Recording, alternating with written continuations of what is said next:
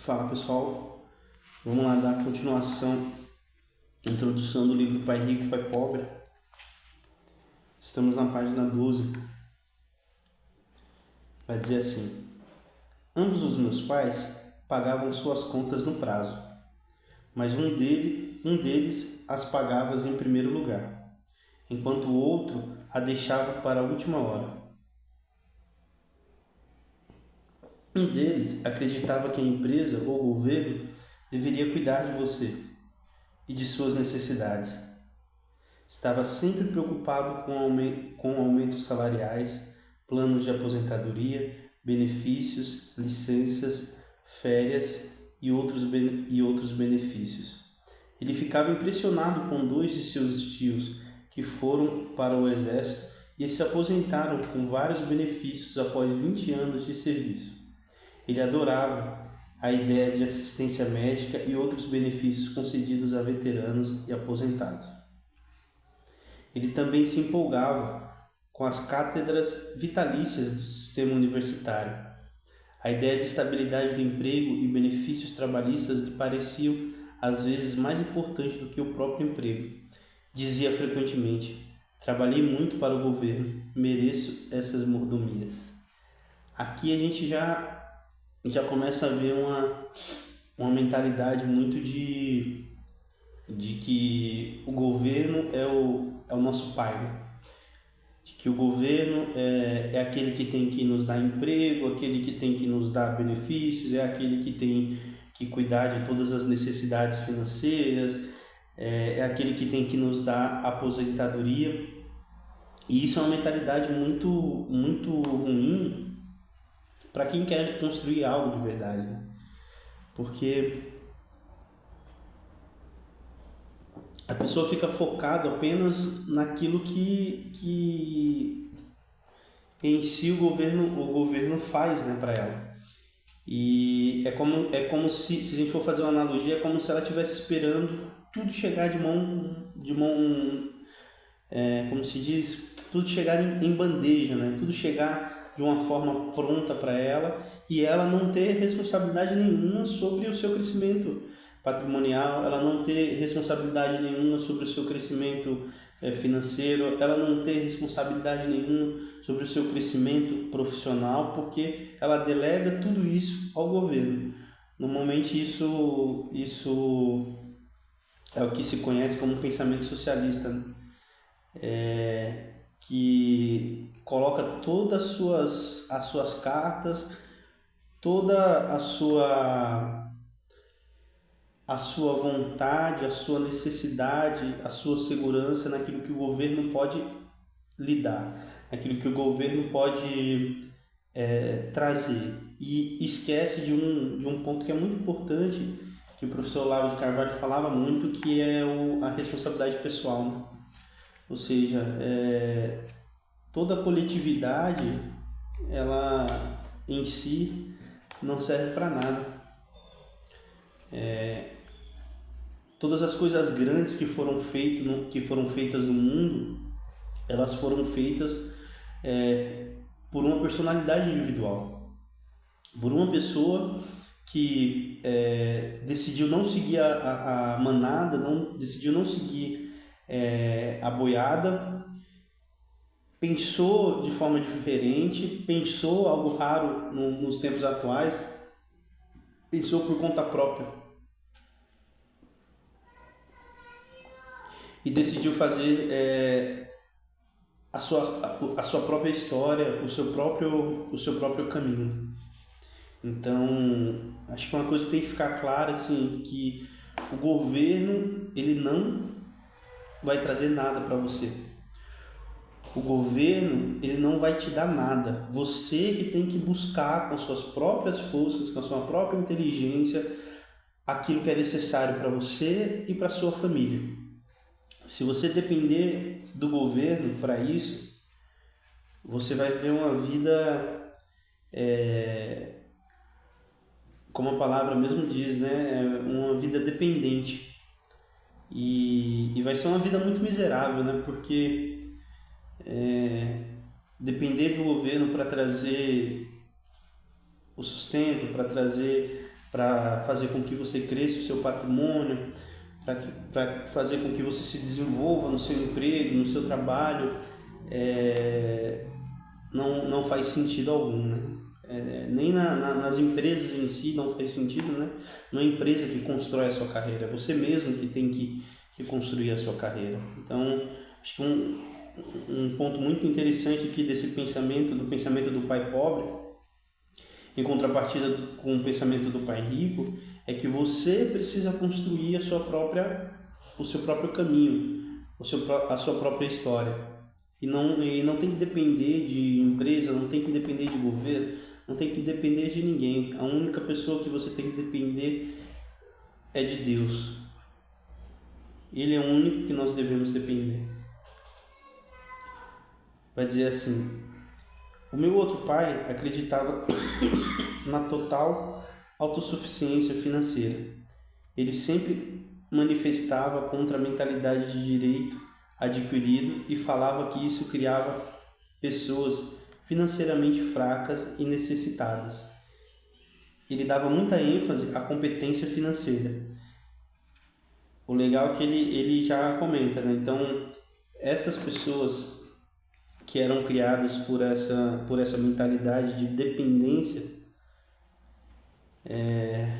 do governo, normalmente criavam pessoas com uma mentalidade fraca, uma mentalidade que ele chama aqui financeiramente fraca e necessitada, porque ela sempre vai esperar algo de alguém, né? Ela nunca vai entender que ela, por conta própria, precisa buscar esse algo. Um dos meus pais lutava para poupar alguns poucos dólares, o outro simplesmente criava investimento. Um pai me ensinou a escrever um currículo impressionante para que eu pudesse encontrar um bom emprego. O outro a fazer planos financeiros e corporativos consistentes, de modo que eu pudesse criar empregos.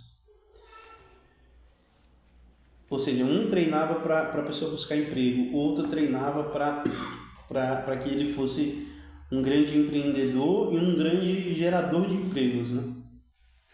Se o resultado da criação de dois pais fortes me proporcionou o luxo de observar o impacto de diferentes formas de pensar sobre a vida, observei que as pessoas moldam suas vidas por meio de seus pensamentos. Por exemplo, meu pai pobre sempre me dizia: nunca vou ficar rico, e isso acabou acontecendo. Meu pai rico, por outro lado, sempre se referia a si próprio como sendo rico. Ele dizia coisas como: sou um homem rico e pessoas ricas não fazem isso. Mesmo que estivesse totalmente quebrado após um revés financeiro, ele continuava a se considerar um homem rico. Ele justificava dizendo: há uma diferença entre ser pobre e estar quebrado. Estar quebrado é temporário, a pobreza é eterna. Então aqui é muito interessante o contraste do pensamento também, né? O que o pai rico acreditava, que você pensar da forma correta, isso molda as suas ações, molda a sua forma de ser e vai moldar aquilo que você é na sua vida. Vai moldar aquilo que você faz, a sua ação na sua vida. E dependendo do tipo de mentalidade que você tiver, a sua vida vai por um caminho ou a sua vida vai por outro caminho. E é muito importante a gente entender que ele mesmo coloca aqui, né? Uma coisa é você estar passando por um momento de situação financeira difícil, que todos nós vamos passar, né? Outra coisa é você ter uma mentalidade de alguém que vai viver uma vida financeira totalmente desorganizada para todo sempre. Ou seja, vai viver num caos para todo sempre. A pessoa não acredita num pensamento de longo prazo, a pessoa não acredita em se organizar adequadamente, a pessoa não acredita em fazer planos, ela não acredita em se dedicar para conseguir realizar um plano financeiro que faça sentido. Então, é necessário moldar os nossos pensamentos para que os nossos pensamentos, ao moldando eles moldem as nossas ações. Meu pai pobre dizia: não ligo para o dinheiro, ou o dinheiro não é importante. Meu pai rico sempre dizia: dinheiro é poder. A força dos nossos pensamentos nunca poderá ser medida ou avaliada, mas desde jovem se tornaram óbvias para mim a tomada de consciência dos meus pensamentos e a forma como eu me expressava. Observei meu pai pobre não era pobre por causa do dinheiro que ganhava, que era bastante, mas por causa dos pensamentos e ações. Olha que interessante. Ele, ao conviver com seu pai pobre, ele entendeu uma observação importante, que o pai pobre dele, ele não era pobre porque faltava dinheiro, porque as coisas estavam escassas para ele, os bens estavam escassos para ele, não.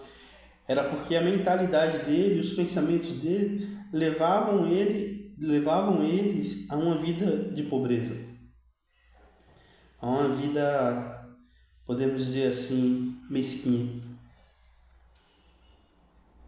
Ele continua: quando garoto, tendo 2 pais, me tornei consciente de que deveria ser cuidadoso com os pensamentos que decidisse adotar a meus pais. Quando garoto, tendo 2 pais, me tornei consciente de que deveria ser cuidadoso com os pensamentos que decidisse adotar como meus.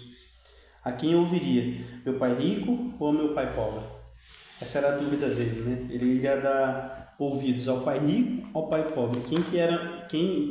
Qual o tipo de pensamento que iria direcionar os pensamentos dele daqui para frente? Embora ambos tivessem um enorme respeito pela educação e pelo aprendizado, eles discordavam quanto ao que era importante aprender. Um queria que eu estudasse arduamente, me formasse e conseguisse um bom emprego para trabalhar por dinheiro. Ele queria que eu estudasse para me tornar um profissional, um advogado ou um contador, ou que fosse para uma faculdade de administração para obter um MBA. O outro me incentivava a estudar para ficar rico, para entender como funciona o dinheiro e para aprender como fazê-lo a trabalhar para mim. Não trabalho por dinheiro, costumava repetir. O dinheiro trabalha para mim. Com 9 anos, resolvi aprender com meu pai rico tudo sobre dinheiro. Optei por não dar ouvidos a meu pai pobre, mesmo que fosse ele quem possuísse todos os títulos universitários. Então, por mais que o pai pobre tinha todos os títulos universitários, que é o que atualmente nem tanto, né, mas que demonstrava que a pessoa tinha todo o conhecimento, que a pessoa era respeitada naquela área específica, e todo aquele pensamento que ele tinha de conseguir um bom emprego e de fazer um MBA, etc. O pai rico falava: não fique buscando dinheiro, não trabalhe por dinheiro, faça o dinheiro trabalhar para você, ou seja, não seja um servo do dinheiro. O dinheiro seja o seu servo, o dinheiro é um meio, não é um fim. E aí, enquanto um orientava para que ele fosse buscar um bom trabalho, um bom MBA, uma boa faculdade, o outro orientava para que ele fosse mais empreendedor, para que ele criasse emprego, para que ele fosse uma pessoa de mais atitude e não se preocupasse só com as faculdades, com os currículos, mas que se preocupasse em realmente fazer algo real com aquilo que ele está aprendendo, né? E aí ele teve que tomar uma decisão. Ele pensa e toma uma decisão. Qual o pensamento que vai guiar a vida dele daqui para frente, né? E aí ele fala que optou por não dar ouvidos ao pai pobre, mesmo que fosse ele quem possuísse todos os títulos universitários, ou seja, ele tinha tudo, todas as credenciais para ser ouvido, mas ele resolveu ir seguir os pensamentos do pai rico, mesmo que ele não tinha nenhuma credencial para ser ouvido. Mas aquilo que ele falava, aquilo que ele ensinava, fazia mais sentido quando se pensava em longo prazo, quando se planejava num longo prazo aquilo que o Robert queria para a vida dele. E aí ele continua aqui com um poema. Nós vamos finalizar no próximo, que é um poema interessante, dá para tirar bastante ensinamento dele. Então é isso, pessoal. Obrigado.